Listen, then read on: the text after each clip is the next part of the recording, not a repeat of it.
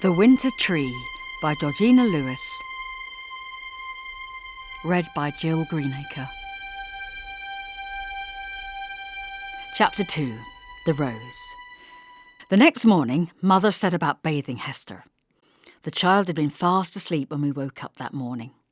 It must have been a Sunday, for the bells were ringing from church as we had our porridge round the table, watching Mother feeding the baby with his little spoon and the blue dish that had been a christening present from one of Father's many sisters.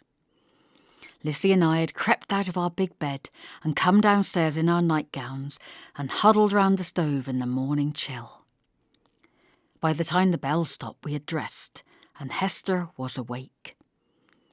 Mother brought her downstairs with an old check blanket round her dirty clothes and sat her at the table, putting a bowlful of steaming porridge before her. Father had gone up to church to ring for the service, and Perrin was out in the orchard somewhere.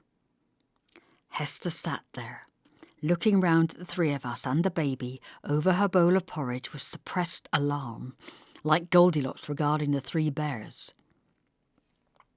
Mother put Thomas into my arms. "Hold him for me, Abby, there's a lamb," she said, and went to fetch the sugar. Thomas flexed his fat brown legs and jiggled up and down in my lap, waving a spoon in the air and grabbing handfuls of my hair and crowing, and Hester's strange amber eyes watched him, transfixed.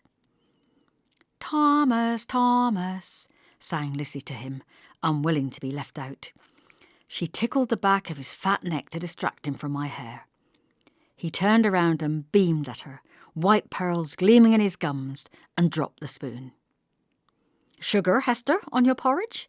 Mother asked her. Hester nodded silently. It occurred to me we had not yet heard her speak. Mother sprinkled sugar and added a drop of milk hot from the stove, and Hester began to eat, while we all looked on in silent, shocked amazement. She ate like a little savage, her chin almost in the bowl, shoveling the hot porridge in with desperate haste until Mother threw up her hands in horror, afraid she would burn herself. "No, no, Hester," cried Mother. "You can't eat like that, child. Slowly, for heaven's sake." She stood behind her and held the spoon with her hand on top of Hester's grubby little one and showed her how to do it. The child blinked and gazed steadily at the porridge with a sort of blankness in her eyes until it was all gone. Then Mother put the spoon down for her in the dish. Lissy and I licked our lips and heaved a sigh, and Thomas twirled a finger in a white curl and cuddled up to me. Hester looked up at Mother with those strange eyes of hers and spoke at last. "I like porridge," she said. She had a soft, small voice with a different sound to it from ours, a kind of up-and-down quality that gave her words a rhythm of their own. "I like porridge," she said again, and Mother smiled. She loved to feed people. I wondered perhaps if she'd been afraid Hester would be a fussy child. "Would you like some more, Hester?" Mother asked. She nodded gravely, and Mother refilled her bowl. This time, after a start of shovelling, she remembered and ate slowly, although it was obvious she was very hungry and longing to gobble. Altogether, she got through 3 bowls of porridge, and Mother's helpings were generous ones, before she refused more. She shook her head at bread and butter, looked strangely at a piece of toast, and indeed all she ever really seemed to want to eat, even years later, was porridge. "Perhaps," said Mother to me later, "it was all she was used to getting." After breakfast and a pause for the porridge to go down, Mother set about the bath. She fetched the big tin tub from the kitchen and put great pans of water onto the stove to heat. We all had baths like this, so it was nothing strange to us, but poor Hester began to look quite terrified. Mother bustled about collecting soap and a face cloth and a towel, a clean dress of mine, a jumper and some bits of underwear. Then it was time for Thomas's morning nap, so while the water heated, Mother heaved him off my lap, kissed his fat cheek and went upstairs with him to tuck him down. Then she came back, filled a bucket from the rainwater butt by the back door and stood it at the ready, and the fun began. She spread a large rag rug across the floor in front of the stove and put the tub upon it. Then she poured the water in, steaming, hot and smoky, while Hester's eyes grew rounder and rounder and more terrified by the minute. Then she added coal to get the temperature just right and tested it with her hand. "Abby," said Mother to me, "undo her hair." And I slipped off my chair and moved towards Hester. Like lightning, she wriggled away and shot to the far end of the kitchen, trembling, her eyes huge in her small face. "Oh dear," said Mother with a sigh. "Perhaps she's never had a bath." And it did begin to look rather that way. "There's only one thing for it," said Mother. "You'll have to get in first, Abby, to show her that it's safe." "Me?" I said aghast. "I had one yesterday." "Well, one of you will have to," said Mother. "Lissy, then. She dearly loves a bath." Lissy's blue eyes gleamed. She began to throw off her clothes with relish. Unfortunately, Hester was still hiding in the depths of the kitchen and missed the enthusiasm. "Call her in, Abby," said Mother. "She'll have to see it all." I went round into the kitchen, and there was Hester crouching in a corner between the pantry and the sink. "Come on, Hester," I said persuasively, holding out my hand. For answer, she dived past me, clutching the blanket round her, shot out of reach, and would have jumped clean out the window, I believe, had it been open. Unfortunately, Mother had not had the presence of mind to bolt the kitchen door. In a trice, Hester was out of it and running down the path towards the garden gate, the checked blanket clutched about her neck, brown hair flying in the wind. With a shriek, like an owl sighting its prey, Mother was after her, apron strings flying like wings, with Lissy and me close behind. We both began to giggle, which slowed us up somewhat, but Mother was hot in pursuit. By some extraordinary stroke of luck, there were two familiar male figures standing at the gate. Joseph going past on his way home from church, for he still had on his Sunday best suit with the waistcoat and his green silk tie, in which he looked very staid and dignified and personable. And Father coming home in his rather battered tweed suit that smelled faintly of the woodshed and turpentine. Joseph was in the process of lighting an after-church pipe, the peculiarly haunting aroma of his homemade tobacco drifting across the gate to us as we ran up the path. Perrin once told me he made it up himself in some mysterious process of his own invention out of tobacco leaves and treacle and a pinch of dandelion leaf. Into the midst of them flew Hester in her blanket, shrieking and wriggling to get past and out of the gate. I'm sure she would have been off down the lane too and straight onto the railway station if Father and Joseph hadn't stopped her. Father took a grab at her, missed, and got a handful of the blanket.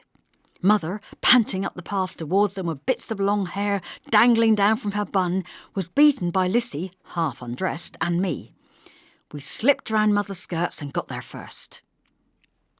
By this time, Hester was out of the gate. In a trice, Joseph leapt forward. The pipe was knocked out of his mouth. It fell onto the grass by the gate and lay on its side, smoke rising gently from its bowl. Joseph had grasped the struggling blanket firmly round its middle as we reached the gate. He held on tight with his strong arms and lifted it clear off the ground. Lissy and I let out a cheer, and Perrin, emerging from the cottage, looked on in amazement. "Bring her in, will you, Joseph?" said Mother breathlessly, catching at her hair and trying to recover her dignity. And Father held open the gate. Joseph marched in, holding the kicking bundle aloft with no apparent effort at all, and carried it round the back into the steamy kitchen. Father picked up Joseph's pipe, and we all followed them, like a flock of fascinated chicks. Once inside, Mother closed the door and bolted it this time. Joseph surveyed the scene. Seeing the steaming bath water, he gave a nod and a smile and deposited the kicking bundle on the floor. The blanket fell away and Hester stood up out of it in her grimy clothes and faced us all. Her face was pale and dirtier than ever, and her arms trembled at the sides. The uproar, which had seemed hilarious to us while it was happening, now seemed rather sad and not at all funny. We stood round, watching her rising up like a drowning sea nymph out of the waves of blanket, and suddenly she looked small and terrified and somehow rather tragic. Joseph turned to Mother. "I'll be off now," he said quietly. "You've got your hands full here." "Yes, all right, Joseph," Mother said, putting up her long strands of fallen hair and patting them into place again. "Come and have a bit of dinner with us, though, won't you? Come back when we've bathed the child." Father let him out and went with him. He nodded through the window and smiled assent and waved, and I locked and bolted the door behind him again. I rubbed at the steamy glass with my hand and saw them meandering in the direction of the vegetable garden. Father waving his arms along the lines of newly planted spring cabbage, Joseph puffing at his pipe and nodding, and Perrin at their heels. Mother checked the security of the back door and then turned to Hester. "Now, Hester, watch, my darling," she said gently. She crossed over to Lissy and calmly proceeded to take off her remaining clothes and to fold them in a neat pile, while Lissy stood obediently still and was undressed down to her little pink round shape. "Hair too, I'm afraid, my pet," said Mother, and off came Lissy's ribbons to be added to the pile. I tested the water for Mother with my hand, and Lissy clambered in. She sighed happily with pointed delight, and to Hester's obvious astonishment, sank down into the steaming water and said, "Oh, lovely," 3 times with commendable emphasis. Mother picked up a jug and carefully soaked Lizzie's hair. The look of bewilderment grew in Hester's face, and when Mother picked up the soap and began to lather Lizzie's hair, she let out a muffled squeak of horror and backed away. "Lovely, lovely," said Lizzie helpfully from her tub, and smiled seraphically while Mother worked her hands across her head and back into the lather. "Rinse, Mother?" I asked, and brought the bucket. Mother added hot water to the bucket, dipped the jug and poured it over Lizzie's hair.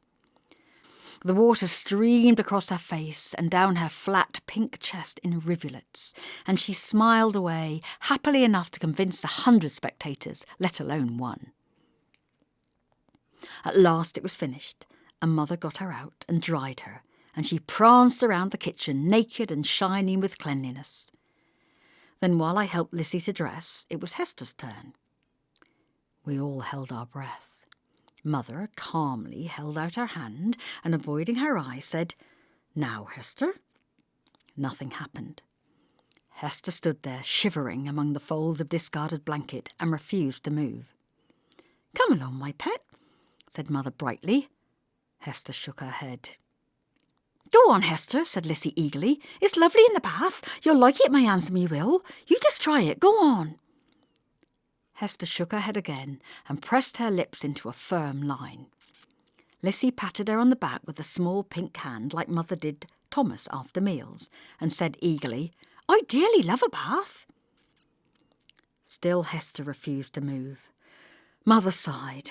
It was a difficult situation. Suddenly I had an idea. "Hester," I said, bending towards her, "shall I get your bird? Perhaps he'd like to watch you have your bath. Shall I get him? Would you like that?" Her eyes came round to look at me, and she nodded slowly. It was a hopeful sign. "Go get him quick, Abby," said Mother. "Has he got a name, Hester?" She began to pour more hot water into the tub slowly so as to avoid alarm. Hester nodded, said nothing, but watched Mother's every move with wary eyes. I slipped out of the living room and up the stairs to the bedroom we children all shared, and peered into the corner of the room by Hester's bed. The disreputable bird crouched on its perch and glared balefully at me from a single bright eye. The other one was strangely white and cloudy. I picked the cage up and nervously carried it downstairs, depositing it on the floor in front of them. "There," said Mother brightly. "Now he can watch you have your bath, my love. He's a nice bird, isn't he? A lovely bird." I carefully moved the cage and put it beside Hester. Her eye fell on it. Relief and gratitude flooded her face.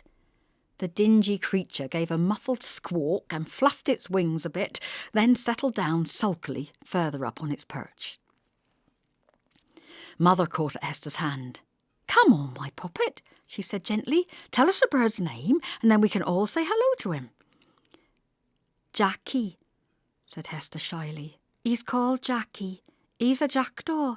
He's mine, Jackie is." "That's nice," Mother was saying. "That's a nice name for a jackdaw, Hester.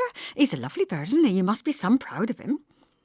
She went on talking softly about the bird while the whole time she was gently drawing the child towards her until somehow she'd got her out of the blanket and in front of her with her feet bare.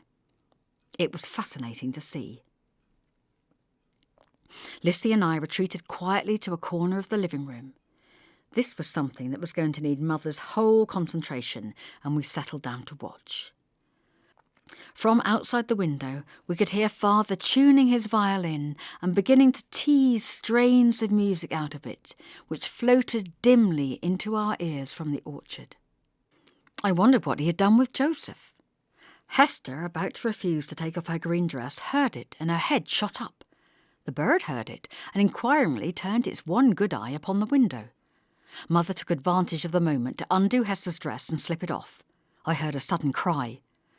"Oh, my dear life," said Mother, biting her lips, for underneath was the most remarkably dirty vest we had ever seen in our lives, and equally dirty bloomers.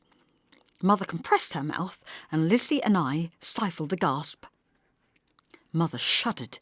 She peeled them off gingerly, took them straight over to the stove, lifted up the lid, and dropped them into the fire. "You'll not be needing these again, my lamb," I heard her mutter. Hester was still straining her ears to hear the violin and hadn't noticed her loss. "Now," said Mother, regarding Hester thoughtfully. She stood there before us, trembling and naked. Her body, where Lissy's had been pink, was grey and pitifully small and thin.